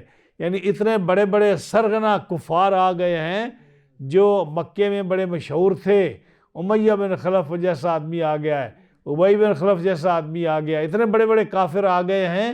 تو یہ دن فرمایا کہ یہ دن تھا جس دن اللہ نے اپنے محبوب صلی اللہ علیہ وسلم سے وعدہ کیا تھا کہ ایک دن ایسا آئے گا کہ یہ یاد رکھیں گے. تو یا تو اس سے مراد کیا ہے؟ بدر کا دن، کہ جس دن 70 کافر بڑا بڑا قتل ہوا. اب اندازہ لگائیے کہ جب مکے شہر سے ابو جہل جیسے آدمی، امیہ بن خلف جیسے آدمی، اور اتنے بڑے شیبہ عتبہ عتیبہ جیسے آدمی، بڑے بڑے کافر جب مارے جائیں تو یہ کفار کے لیے کتنا سزا اور عذاب کا دن ہوگا. ہاں جی، یا اس سے مراد یہ ہے کہ جب تمہاری موت آئے گی نا تو اس وقت فرشتہ تم سے حساب کتاب لے گا، تو وہ تمہارا عذاب کا دن ہوگا. کہ فرشتہ موت کا فرشتہ جب آئے گا کافر کے پاس تو جو وہ عذاب ہوتا ہے الامان و نفیس، کتنا بڑا گناہ کا عذاب ہوتا ہے. حضرت ابراہیم علیہ السلام نے اسرائیل علیہ السلام سے کہا کہ مجھے وہ شکل دکھاؤ جو تم مومن کی روح قبض کرتے ہوئے کرتے ہو. حضرت اسرائیل علیہ السلام نے اپنے آپ کو خوبصورت شکل بنائی اور کہا کہ میری طرف دیکھو. سیدنا ابراہیم علیہ السلام دیکھا تو اتنی خوبصورت شکل تھی حضرت اسرائیل علیہ السلام کی کہ فرمانے لگے کہ اے اسرائیل، اگر اللہ مومن کو کوئی بھی اور نعمت نہ دے، صرف تیرا دیدار کر لے تو اس کے لیے یہ کافی ہے. پھر کہا کہ مجھے کافر کی جب روح قبض کرتے ہو تو مجھے وہ شکل دکھاؤ. کہ اسرائیل علیہ السلام کہنے لگے اے اللہ کے نبی، آپ برداشت نہیں کر سکو گے، آپ برداشت نہیں کر سکو گے وہ میری شکل. کہا نہیں دکھاؤ مجھے. فرمایا منہ دوسری طرف کرو. اپنی شکل بنائی جو کفار کو روح قبض کرنے کے لیے اسرائیل علیہ السلام آتے ہیں. فرمایا آپ ہٹ کے دیکھو. ہٹ کے دیکھا تو ابراہیم علیہ السلام بے ہوش ہو کر گر گئے. جب ہوش آیا تو فرمانے لگے کہ اگر اللہ کافر کو دوزخ کا عذاب اور کسی قسم کا عذاب قبر کا نہ دے، صرف تیری شکل دیکھ لے تو اس کے لیے یہ عذاب کافی ہے. ہاں جی، تو یہ فرمایا کہ یا تو بدر کا دن ہے جو کفار کے لیے خرابی کا دن ہے، جس اللہ نے وعدہ کیا کہ ایک دن آئے گا ہم اس سے بدلہ لیں گے، ان کفار سے، اے محبوب ہم ان سے بدلہ لیں گے. یا فرمایا کہ وہ موت کا دن ہے، جس دن موت آئے گی کسی کافر کو تو اس وقت کفار کے موت کے وقت اسرائیل علیہ السلام جو ان کو شکل دکھائیں گے وہ ایسی ہوگی کہ وہ کافر برداشت نہیں کر سکے گا. یا فرمایا قیامت کا دن ہوگا. آخرت کا دن جو ہے وہ آپ پیچھے کئی درس سن چکے ہیں کہ کافر کو کتنا بڑا عذاب ہوگا. یعنی اس کا 300-400 میل کے ایریے میں ایک کافر بیٹھ سکے گا. اتنی بڑی اس کی باڈی ہوگی، کیونکہ اس کو عذاب دینا ہے نا. اس کو اس لیے پالنا ہے کہ اتنا بڑا کہ دوزخ جو ہے، دوزخ کوئی معمولی چیز تھوڑی ہے. دوزخ کے اندر جو جلے گا اور بار بار اس کا چمڑا جلے گا، بار بار اس کو نیا چمڑا ملے گا اور اس کو عذاب ملے گا. اگر یہ جو 5 فٹ کا آدمی ہے، 6 فٹ کا آدمی، اس کے لیے تو ایسے جیسے ایک سیکنڈ بھی نہیں لگے گا اس کے جلنے میں، تو اس کافر کا اتنا بڑا جسم ہوگا جو 300-400 میل کے ایریے میں کافر بیٹھ سکے گا. اس کی ایک داڑھ اور دانت جو ہے احد پہاڑ کے برابر ہوگا. یہ کس لیے ہوگا؟ ہاں جی، اتنی موٹی اس کی چمڑا ہوگا، ہاں جی، تاکہ اس کو اچھی طرح سے عذاب ہو. تو فرمایا یہ اس سے مراد ہے کہ خرابی ہے کافروں کی خرابی ہے ان کے اس دن سے جس دن کا رب نے ان سے وعدہ کیا ہے کہ فلاں دن تمہیں عذاب ہوگا. تو وہ دن سے مراد کیا ہے؟ قیامت کا دن ہے. ہاں جی، جس دن کوئی کسی کے حال پر کوئی رحم نہیں ہوگا. یہ تھی سورہ زاریات جس کا درس مکمل ہوا، 60 آیتیں مکمل ہوئی. اب ہر آیت کو، ہر سورت کو جو ہے اس کے فضائل ہیں. ہم نے سورت کاف کا بھی بتایا تھا کہ جو سورت کاف پڑھے اس کو کتنی فضیلت ملے گی.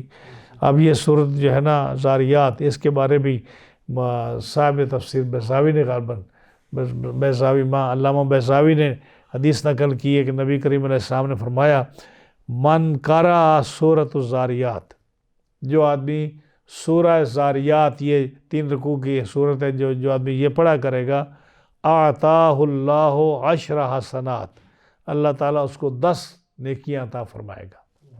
بعدد کل ریح حبت وجرت فی الدنیا، کہ دنیا میں جو ہوائیں چلتی ہیں وہ 10 قسم کی ہوائیں ہیں. چونکہ اس کا نام بھی ہوا ہے نا، والذاریات ذرواً فالحاملات وقراً فالجاریات یسراً، یہ ہواؤں کا ذکر ہے، فالمقسمات امرا۔ میں نے پہلا درس جن لوگوں نے سنا ہے ان کو پتہ ہے کہ اس میں ہواؤں کا ذکر ہے۔ تو جو ہواؤں کا ذکر ہے تو آخر صورت میں علامہ بیضاوی نقل کرتے ہیں کہ من قرأ سورۃ الذاریات، جو آدمی سورہ زاریات پڑھے گا، چونکہ ہوا کا ذکر ہے تو فرمایا آتاہ اللہ عشر حسنات، اللہ تعالیٰ اس کو 10 نیکیاں عطا فرمائے گا، بعدد کل ریح ہبت وجرت فی الدنیا۔ دنیا میں جو 10 قسم کی ہوائیں چلتی ہیں نا، کچھ ہوائیں وہ ہیں جو نعمت ہے، ہاں جی، کچھ ہوائیں وہ ہیں جو عذاب ہے۔ جیسے صبا جو ہے یہ نعمت ہے، جو مشرق سے مغرب کی طرف چلتی ہے، اور دبور جو ہے جو مغرب سے مشرق کی طرف چلتی ہے، وہ ہلاک کر دینے ہوا ہے۔ یا سرسر ہوا جو ہے جس کا ذکر سورہ الحاقہ میں ہے، قوم عاد پر جو ہوا آئی، جو اتنا سوراخ رب تعالیٰ نے کھولا ہوا کے لیے، اور وہ اتنی ہوا نکلی کہ جس سے قوم عاد تباہ و برباد ہو گئی۔ تو فرمایا 10 قسم کی ہوائیں جو چلتی ہیں دنیا میں، اللہ تعالیٰ ان 10 ہواؤں کے بدلے میں 10 نیکیاں اس شخص کو عطا فرمائے گا جو سورۃ زاریات پڑھا کرے۔ تو یہ جتنی بھی صورتیں ہیں، اب سورہ بقرہ دیکھ لو، اس کے فضائل ہیں، سورہ آل عمران کے فضائل ہیں، سورہ نساء کے فضائل ہیں، مائدہ کے فضائل ہیں، کافرون کے، فلق کے، والناس کے، اخلاص کے، ہاں جی، تبت یدا کے، ارایت الذی کے، فیل کے، قریش کے، ہر صورت کے فضائل ہیں۔ اس لیے کہ قرآن مجید ایک ایسی نعمت ہے کہ جو مسلمان کو یہ نعمت ملی ہے اور کسی کے پاس یہ نعمت نہیں ہے۔ کاش کہ مسلمان قرآن مجید کی اس نعمت کو سمجھ سکے اور اس کو پڑھنا آ جائے، اس کو سیکھنا آ جائے، ایک ایک حرف پر وہ پیرا لگا کر دیکھے کہ اس کے اندر کتنی خوبصورتی ہے، کتنے فضائل ہیں، کتنی اس کے ثواب ہے، کتنی برکت ہے قرآن مجید کی، کہ ہر چیز کا علاج قرآن مجید میں ہے، ہر نعمت اس قرآن مجید میں ہے۔ یہ آپ کو ہر وہ چیز عطا فرماتا ہے جس کی آپ کو ضرورت ہے۔ لیکن ہماری بے بسی، جیسے ہم نے ذکر کیا کہ رب نے عقل دیا، عقل کدھر استعمال ہو رہا ہے؟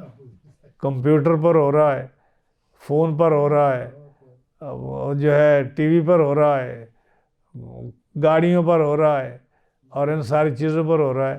لیکن قرآن مجید پڑھنے کی، سمجھنے کی رب تعالیٰ کسی کو توفیق نہیں دیتا، اور نہ کوئی سوچتا ہے اس پر۔ ہاں جی، یعنی آپ دیکھ لیں کہ اگر قاری صاحب بھول جائیں چھوٹی سی صورت میں تو کوئی بتانے والا نہیں ہے۔ ہاں جی، اور یہ تو ہے نا کہ لفظ بتانے والا کوئی نہیں ہے، تفسیر اور معنی بتانے والا کون ملے گا آپ کو؟ کہاں سے ملے گا؟ کہاں سے ملے گا؟ یہ کوئی معمولی بات نہیں ہے میرے دوستو۔ قرآن مجید پڑھو، سیکھو۔ ٹھیک ہے، تم اگر نہیں سیکھ سکتے، کہ سمجھتے ہو کہ ہماری عمر زیادہ ہو گئی ہے، مصروف ہیں، آپ دن میں آدھا گھنٹہ نکال لیں۔ اس کا فائدہ کیا ہوگا کہ جو قرآن مجید سیکھنے کے لیے، ناظرہ سیکھنے کے لیے، حفظ سیکھنے کے لیے، تفسیر سیکھنے کے لیے جو کوشش کرے گا، اگر اس کی موت سیکھنے سے پہلے آ جاتی ہے تو قبر میں فرشتے اس کو پڑھائیں گے، اور قیامت کے دن وہ اٹھے گا تو حافظ قرآن اٹھے گا۔ ہاں جی، فرشتے حفظ کرائیں گے، قبر میں حافظ قرآن اٹھے گا۔ اگر قرآن مجید ناظرہ پڑھنا چاہتا ہے تو ناظرہ پڑھنے والا قبر سے اٹھے گا پڑھ کر۔ اگر علم پڑھنے والا ہے اور فوت جاتا ہے تو عالم دین بن کر قبر سے اٹھے گا۔ تو اگر اس نیت سے بھی اگر آدمی کوئی آدھا گھنٹہ لگا لے قرآن مجید کے سیکھنے کے لیے تو کتنی بڑی برکت ہے، اور یہ اتنی بڑی نعمت ہے۔ اگر کسی آدمی کو قرآن کے ایک ایک لفظ کا پتہ ہو، اس کا دل کسی اور چیز میں نہیں لگے گا۔ میں بتاتا ہوں آپ کو، ہمارے پاس کتب خانہ ہے نا، تو ابکار سے پوچھ لو، ہم تو اسی میں بیٹھے رہتے ہیں۔ ایک کتاب نکالی، دوسری نکالی، تیسری نکالی، چوتھی نکالی، ایسے ایسے خزانے اس کے اندر موجود ہیں۔ آج ہم نے کہ ابھی 1.25 گھنٹہ ہونے لگا ہے، ہم نے 1.25 گھنٹہ درس دیا، اور ابھی یہ سارے پیپر جو ہے نا میرے مطالعے کے، جو میں نے آج مطالعہ کیا اتنی تفسیروں کا، اور اگر میں اس کو بیان کروں پورے کو تو پتہ نہیں کتنے گھنٹے لگ جائیں اس کو بیان کرنے میں۔ ہاں جی، یہ نعمت ہے، بہت بڑی نعمت ہے میرے دوستو قرآن مجید کی. اور یہ ایسی نعمت ہے، حدیث پاک ہے، اللہ تعالیٰ نے ارشاد فرمایا کہ میں نے ایک ایسی کتاب بھیجی ہے، میں نے ایک ایسی کتاب بھیجی ہے لا یغسلہ ماء، جس کو پانی دھو نہیں سکتا.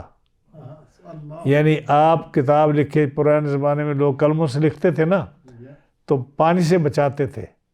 کیوں؟ کہ پانی پڑے گا تو لفظ دھل جائیں گے. یہ جو پتھروں پر قرآن مجید لکھا جاتا تھا، کاغذوں پر لکھا جاتا تھا، کپڑوں پر لکھا جاتا تھا، کھجور کے پتوں پر لکھا جاتا تھا، بانس کے ڈنڈی پر جو ہے لکھا جاتا تھا، 7 چیزوں پر قرآن لکھا جاتا تھا. کہ جب میں مطالعہ کیا میں نے 7 چیزوں پر. تو اگر بانس پر قرآن مجید لکھا ہوا ہے، سیاہی سے ہی لکھنا ہے نا، بارش پڑے گی تو دھل جائے گا نا. ہاں، کپڑے پر ہے تو دھل جائے گا. پتھر کی سل پر لکھا ہوا ہے قرآن مجید تو بارش پڑے گی یا پانی گرے گا تو دھل جائے گا. اب قرآن محفوظ کیسے ہے؟ اللہ تعالیٰ نے ارشاد فرمایا کہ میں نے کتاب نازل فرمائی ہے، ایسی کتاب کہ جس کو پانی نہیں دھو سکتا. لا یغسلہ ماء. قاری صاحب کو ان کو سمندر میں پھینکو، دریا میں پھینکو، ان کو کہو 100 دفعہ غسل کریں اور 100 گلاس پانی پئیں، پانی پینے سے سینے والا قرآن نہیں دھلے گا، غسل کرنے سے قرآن حافظ اسی طرح چمکتے رہیں گے. یہ قرآن کی حفاظت ہے میرے دوست، یہ قرآن کی حفاظت ہے. کتنی بڑی حفاظت. جیسے یہ قرآن دھلتا نہیں ہے، اسی طرح یہ قاری کی حفاظت کرتا ہے. کتنی خوبصورت بات ہے کہ کتابیں دین ختم ہوتے جا رہے ہیں، لیکن اللہ کا کلام اس نے فرمایا میں نے اس کی حفاظت کے لیے ذریعہ کیا بنایا کہ لوگوں کے سینوں میں محفوظ ہو جائے، پانی دھو ہی نہ سکے. ہاں جی، کتنی بڑی نعمت ہے قرآن مجید کی. میں کہتا ہوں کہ اگر کسی علاقے میں حافظ قرآن، اگر کسی قبرستان میں حافظ دفن ہو جائے، پورے قبرستان سے عذاب دور ہو جائے، پورے قبرستان سے عذاب دور ہو جائے. ہاں جی، یہ اتنی بڑی نعمت ہے. لیکن کون پوچھتا ہے حافظ کو آج؟ تو کون پوچھتا ہے عالم کو آج؟ کوئی نہیں پوچھتا. ہاں جی، نہ پوچھے کوئی.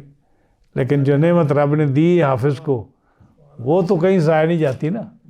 ہاں جی، ہاں جی، ہر آدمی کا دل چاہتا ہے کہ ہم حافظ ہو جائیں، ہمارے بچے حافظ ہو جائیں. ہاں جی، بچے حافظ ہو جائیں، ہم حافظ ہو جائیں، دل تو چاہتا ہے نا. لیکن دیکھو جن کو رب تعالیٰ نے حفظ والی دولت دی ہے، انہوں نے تکلیفیں اٹھائی، محنت کی ہے، رب نے انہیں کتنی بڑی نعمت عطا فرمائی ہے. ہاں جی، پورا قرآن ایسے سامنے موجود ہے. اب دیکھنا یہ پڑھتے ہیں نا تو ایک ایک پیج کھولتے ہیں. جب حافظ پڑھتا ہے تو اس کے سینے میں تو کوئی لکھا ہوا نہیں ہے، لیکن وہ ایسے پڑھ رہا ہے جیسے وہ پوری زبر کہاں ہے، زیر کہاں ہے، پہلا لفظ کہاں ہے، صفحہ کہاں ختم ہو رہا ہے، اگلا صفحہ کیسے شروع ہو رہا ہے، وہ سارا اس کے سامنے پورا قرآن مجید ہے اور اس کے سینے کے اندر محفوظ ہے. ہاں جی، جہاں سے مرضی چاہے پڑھ لے. ہاں جی، یہ کتنی بڑی نعمت ہے. اور حافظ قرآن جو ہے اس کو قبر کی مٹی نہیں کھائے گی. حافظ قرآن کو قبر کی مٹی نہیں کھائے گی. عالم دین کو قبر کی مٹی نہیں کھائے گی. اللہ کا ذکر کرنے والے ذاکر کو قبر کی مٹی نہیں کھائے گی. نبی کو قبر کی مٹی نہیں کھائے گی. اللہ کے ولی کو قبر کی مٹی نہیں کھائے گی. شہید کو قبر کی مٹی نہیں کھائے گی. 10 لوگ ہیں جن کو قبر کی مٹی نہیں کھائے گی. تو یہ تو آپ کر سکتے ہو نا کہ آپ شروع کر سکتے ہو. ہاں جی، کہ میں بھئی اگر نہ پورا ہوا تو آپ کو کس نے کوئی آپ پر مقدمہ کرنا ہے کس نے کہ آپ نے کیوں نہیں پورا کیا. لیکن آپ پورا نہیں کریں گے تو مرنا تو آخر ایک دن ہے نا. قبر میں فرشتے پڑھائیں گے اور قیامت کو اٹھو گے تو حافظ بن کر اٹھو گے. یہ اتنی بڑی نعمت ہے میرے اللہ تعالیٰ ہماری اس درس کو قبول فرمائے.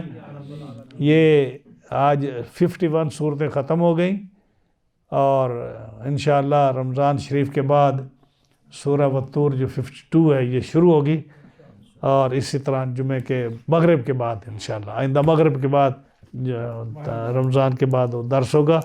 دعا کریں اللہ تعالیٰ اس کو قبول و منظور فرمائے اور اپنی نعمتوں سے ہمیں نوازے. قرآن مجید کا علم ہمیں عطا فرمائے. اس نور سے ہمیں اللہ منور فرمائے.